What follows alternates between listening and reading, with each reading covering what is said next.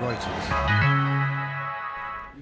Welcome back to the Reuters newsroom in London. It's been the bloodiest day in Baghdad since US and Iraqi forces launched a security crackdown in the city. A series of bomb attacks appear to have been coordinated and targeted at the Iraqi capital's Shiite community. Well, Dean Yates is our bureau chief in Baghdad. Dean, what's the latest? The death toll is continuing to rise, Richard. We've just had information that in the Sadriya neighbourhood, which has been where the deadliest bomb went off, the death toll there now has risen to 118. So if you add all the numbers up, we're looking at about 170 killed so far in these wave of bombings. And this is right across the city, Dean? We're looking at about 5 bombings as far as we're aware. Most of them appear to have been in Shiite neighbourhoods.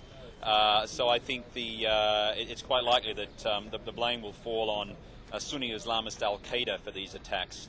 They have been known for most of the major car bombing attacks throughout Iraq.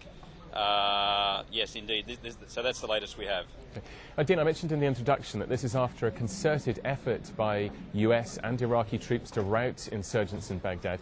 Do today's blasts show that that tactic has failed? I think it's still too early to say that. I mean, clearly this is a blow for US and Iraqi security forces.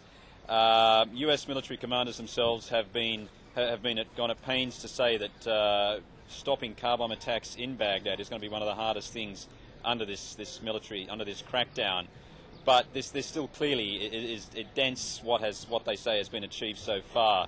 I mean, 170 dead in a spate of car bombings.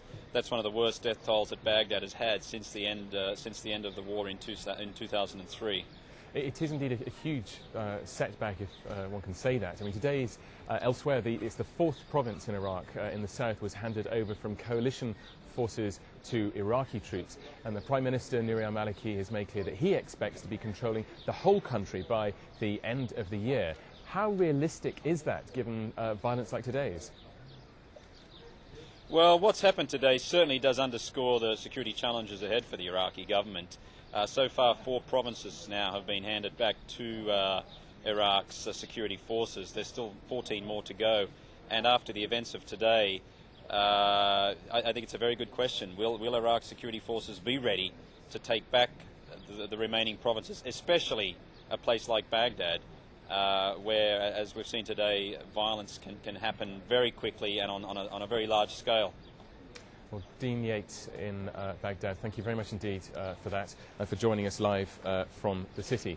We're going to have more on this story throughout the day, keeping you updated on developments in Baghdad. Do keep watching Reuters.com. Bye-bye.